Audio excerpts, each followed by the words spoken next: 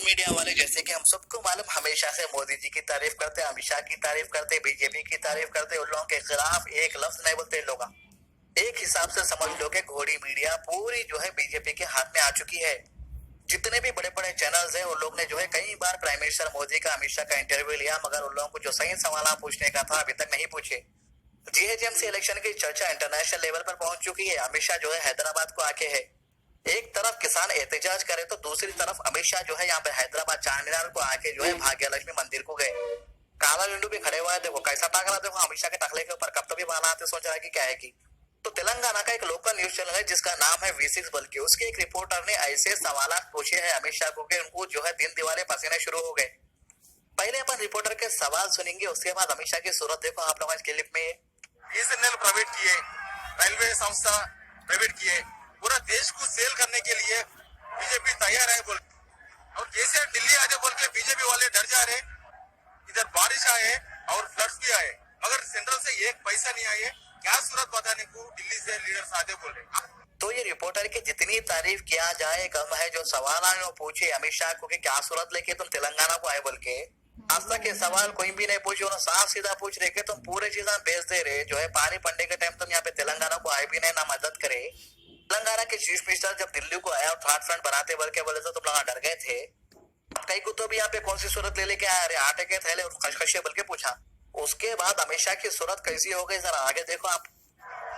हो गया भाई, अगर इधर बीजेपी इधर जीते तो कम्युनल रेट्स होता, इधर लैंड ऑर्डर डिस्टर्ब होता बोले केसीआर। आप क्या बोल रहे हो? जहाँ जहाँ हम जीते हैं वहाँ कभी कम्युनल राइट्स नहीं।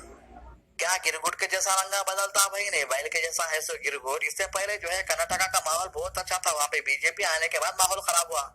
और इसके अलावा जहाँ जहाँ पर माहौल खराब हुआ वहाँ पर जो है बीजेपी की ही सरकार है। एग्जाम्पल लेना बोले तो सबसे पहले एग्जाम्पल यहाँ पर उत्तर प्रदेश आता। उत्तर प्रदेश के सीएम साहब को जो है उनके स्टेट के अंदर पूरे परेशानियां ले लेके उनको उसकी फिक्र नहीं है, और हैदराबाद को आके ये कर देता हूँ वो कर देता हूँ, नामा बदल देता हूँ। उसको ना जोरू है ना बच्चे है, उसकी जॉइंट में हमारे कच्चे है, नाम बदल दो नाम बदल दो करते रहता। शादी करके जोरू को नहीं बदल सकता और नाम बदलता करते हैदराबाद का। ये हमारा रिकॉर्ड। अब क्या बोल, हमने सबसे ज्यादा पैसा हैदराबाद को दिया है। मैं दोपहर को प्रेस कॉन्फ्रेंस में ये बताने वाला हूँ, मगर मैं इतना कहना चाहता हूँ कि 7 लाख लोगों के घर में पानी भर गया।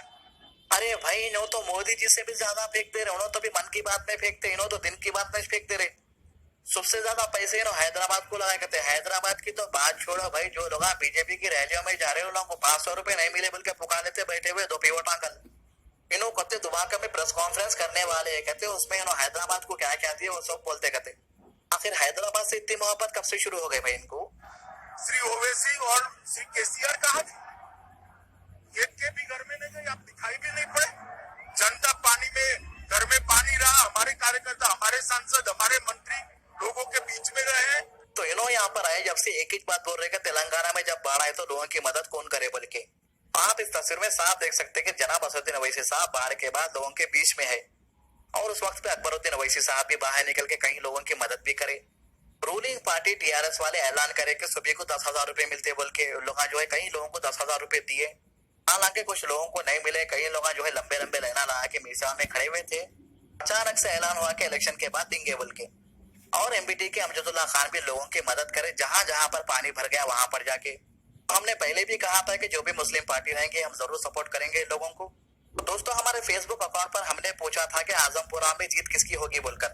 एमबीटी से है अस्मा खातून, एआईएमआईएम से है आयशा जहां नसीम। तो ये जो पोस्ट है 60,833 लोगों तक पहुंचा, जिसमें 750 कमेंट्स आए, 28 शेयर्स हुए। तो ये जो आजमपुरा का मुकाबला है सुपर ओवर है जैसा दिख रहा। अब देखेंगे क्या होता। अब हम बात करेंगे कांग्रेस पार्टी की। कांग्रेस पार्टी वाले बाहर आए बात जो है बाहर निकल के बोल रहे थे कि उन्होंने पैसे नहीं दिए, उन्होंने मदद नहीं करे लोगों की, बल्कि इसमें चले गए थे ना। और बीजेपी वाले बोले कि अगर हमारे जीएचएमसी इलेक्शन जीता है बाद में 25,000 रुपए देते कहते लोग। बिहार में भी इलेक्शन से पहले बड़े बड़े बातें करे, क्या हुआ? कुछ भी नहीं हुआ। कर्नाटका में भी इलेक्शन से पहले बड़े बड़े बातें करे, कुछ भी नहीं दिए पब्लिक को अभी तक। हैदराबाद के लोगों को तो इन लोगों के पैसों की जरूरत नहीं है, क्या बोलते हैं हमारे से भी गरीब है। मैंने कहा ना ये निजाम का कल्चर है, जो जनता को गली का इलेक्शन कहते हैं। ये हैदराबाद की जनता का अपमान है। हम हैदराबाद को निजाम कल्चर से मुक्त करना चाहते हैं। तो ये बोल रहे कि हैदराबाद से निजाम के कल्चर को खत्म करने के रास्ते आए कहते जो एयरपोर्ट पे से होते हैं वो एयरपोर्ट कौन बनाए इनको नहीं मालूम है शायद बेगमपेट का। जो बेगमपेट एयरपोर्ट पे तुम उतरे ना ये एयरपोर्ट भी हैदराबाद के निजाम बनाए सो है। और उसके बाद तुम चार मीनार के पास जो भाग्य लक्ष्मी मंदिर है वो चार मीनार भी हैदराबाद के निजाम बनाए सो है। और ये मंदिर बन के ज्यादा टाइम नहीं हुआ, खाली 60-70 साल हो रहे होंगे ये मंदिर बना के। जैसे कि आप देख सकते हैं पहले यहाँ पर मंदिर थी ही नहीं चार मीनार में।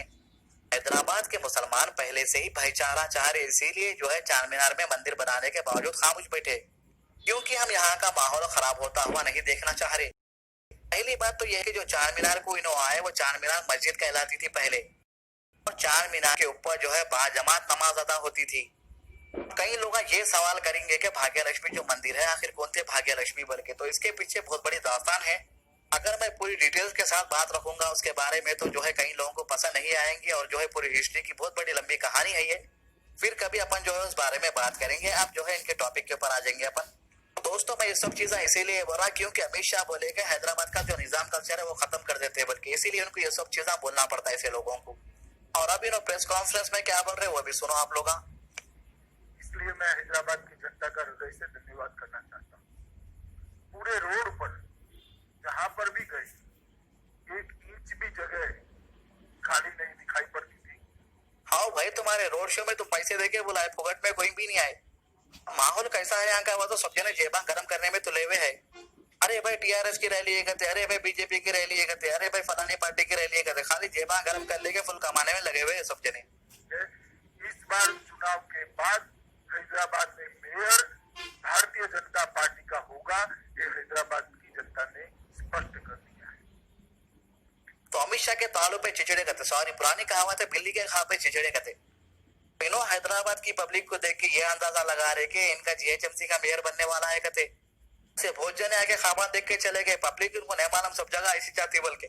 यहाँ तक के बीजेपी के बड़े बड़े लीडर्स आ गए, प्राइम मिनिस्टर साहब भी हैदराबाद में है। अगर इनको बोले जरा रुको कोई के वास्ते बहुत माहौल बहुत गर्म है बोल के।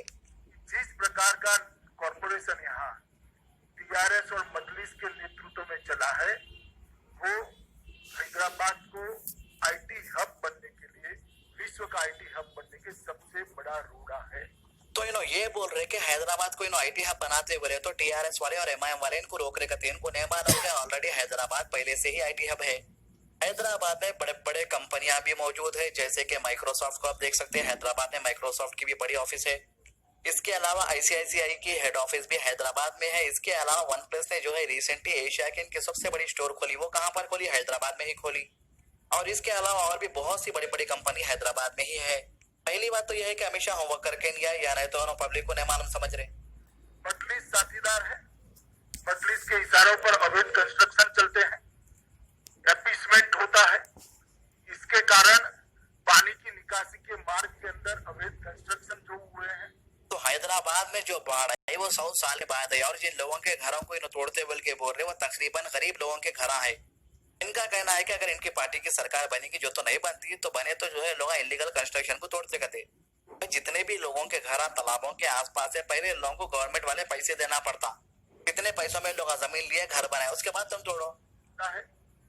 मोदी जी जो कहते हैं वो करते हैं, हम जो कहते हैं वो होता है। चाहे 2014 का हमारा घोषणा पत्र हो या 2019 का घोषणा पत्र हो, मोदी जी ने जो कहा वो करे। कहते 2014 का जो मैनिफेस्टो था सबसे पहले तो 15 लाख रुपए देते, बल्कि 1 रुपए भी किसी को नहीं दिए। उसके बाद एक रिपोर्टर जाके पूछा क्या हुआ, तुम ये देते बोले वो देते बोले, कुछ भी नहीं दिया, तो खाली जुमला था बोल के खुद इनके जबान से खूब बोले। और आज हैदराबाद में प्रेस कॉन्फ्रेंस करके ये बोल रहे कि मोदी जी जो जो वादे करे उन लोगों को पूरा कर दिया ऑलरेडी कहते। मतलब कि इनके बातें सुने तो घोड़ी मीडिया वाले भी परेशान हो गए जैसा दिख रहा मेरे को। और 20 लाख करोड़ जो ऐलान करे वो 20 लाख करोड़ कहाँ पे चलेगा कि क्या है कि इनको खुद नहीं मालूम है। हुसैन सागर को स्वच्छ तालाब बनाने का, स्वच्छ स्पॉट बनाने का, टूरिस्ट स्पॉट बनाने का वादा किया था। मैं अभी हुसैन सागर के पास से आया हूँ, आप हर रोज जाते हैं। तो जो हुसैन सागर के बारे में बोल रहे कि वहां पर से आए बोल के, जैसे कि आप देख सकते हैं हुसैन सागर साफ सुथरा है, और हुसैन सागर में गंदगी इतनी भी अभी तो नहीं दिख रही है। स्वच्छ हुसैन सागर की बात करें, जबकि इनकी खुद की पार्टी के शौचालय कैसे है देखो आप। यहाँ तक के जो वादे करे बाथरूम तक सही नहीं बना के दिए, इसीलिए पब्लिक क्या करी, बाथरूम बना के दरवाजा नहीं लगाए बल्कि बीजेपी का झंडा लगा दिया वहां पे नारे लगा के। तो ये इनकी पार्टी का डेवलपमेंट है। ओवैसी ने कहा है कि अगर यहाँ पर इलीगल रोहिंग्या पाकिस्तानी या बांग्लादेशी रहते हैं तो होम मिनिस्टर अमित शाह क्या कर रहे हैं, कार्रवाई क्यों नहीं करते भाई। मैं तो इस सवाल के जवाब में अमित शाह ने ये कहा है कि जनाब असदुद्दीन ओवैसी साहब से कहो कि लिख कर देके इतने लोग इलीगल रह रहे बोल के मैं कार्रवाई करता हूँ बोल के। उसके बाद असद साहब ने कहा कि बॉर्डर की सिक्योरिटी तो अमित शाह के हाथों में है, तो फिर उन लोग यहाँ तक कैसा पहुंच गए। और आगे असद साहब ने कहा कि उनको मेरे से परमिशन लेने की क्या जरूरत है, उन्होंने जब चाहे जो चाहे कर तो सकते। तो ये जो वीडियो है इसके बारे में अपन नेक्स्ट वीडियो में बात करेंगे, कई क्या बोलते वीडियो बहुत लंबा हो जा रहा। तो आज की अच्छी बात, जिन घरों में सुबह के वक्त कुरान की तिलावत होती है वो घर आसमान वालों के लिए यूं चमकते हैं जैसे जमीन वालों के लिए सितारे। हमेशा ये सोच रखो कि मुझे अल्लाह ने बहुत कुछ दिया है, अगर मेरे आमाल के मुताबिक मिला होता तो मेरे पास कुछ भी नहीं होता।